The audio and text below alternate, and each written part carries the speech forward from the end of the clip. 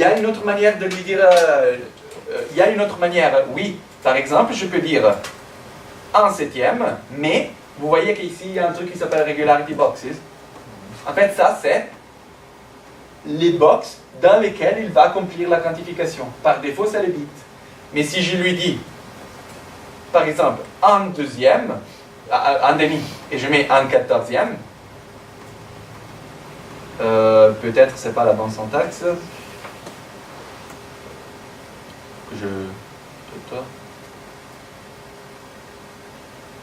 Pardon, je ne touche jamais ça. Donc, tac. Non, ça devrait être bon. Et pourtant, ça va pas. Peut-être si je mets 1. Bizarre. Bon, ça c'est un truc que je ne comprends pas. Mais a priori, vous devriez avoir la possibilité de changer, en lieu que changer les minimal units, changer les box, regularity boxes, sur lesquels vous faites la quantification. Je vais regarder un peu, ça a l'air de ne pas marcher dans ce cas. En fonction de la mesure, si c'est un 6/8, par exemple, le temps c'est quoi? C'est le quart? C'est l'unité symbolique, donc si c'est un 6/8, tu la veux mettre tout, c'est un 8. Tu fais 3/2. Non, 3/4. Ou 6/8, enfin c'est la même chose. Ouais, 6/8, ok. Tu fais ça. Non, je veux dire, là, ah ouais, mais par défaut, sur une mesure à 6/8, les boîtes à l'intérieur sont un 8. Non, 3/8. Ok, d'accord. Ah oui, peut-être, et ça peut être une raison, regardez, quand j'utilise le marqueur, je devrais avoir la possibilité de dire, à lieu que 3/8, par exemple, à lieu que 6/8, tu peux dire 2 plus 4/8. Et ça devrait correspondre avec les boxes, a priori.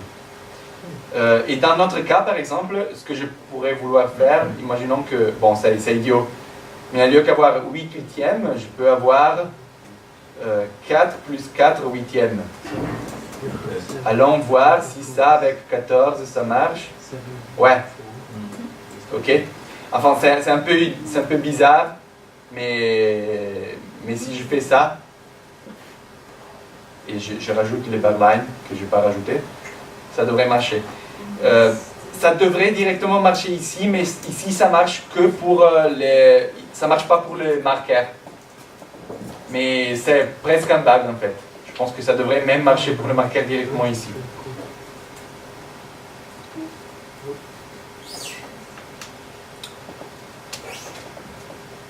Vous voyez, regardez, si je mets 4 quarts 150, comme tout à l'heure, avec 1/7, tac, j'ai un truc merdique. Mais maintenant, j'espère, si je ne me suis pas trompé, si je mets comme regularity box 1, voilà. J'ai quand même une... pourquoi un tata? Ah oui, parce que oui, c'est pas le bon tempo. Parce que pour le 7, c'est divisé par 7, en fait. Fois 8/7, c'est ça. 160, ou 7/8. Bon, je vais attendre. 131. Non, c'était l'autre. 161. Voilà. Ok. Mais vous voyez le principe. L'idée est que si vous voulez accomplir une quantification qui n'est pas réalisée box par box, il faut élargir les box. Ou bien, vous gardez les box, enfin, moi, j'ai jamais touché ça, mais après, chacun sait. Et vous changez les unités minimales.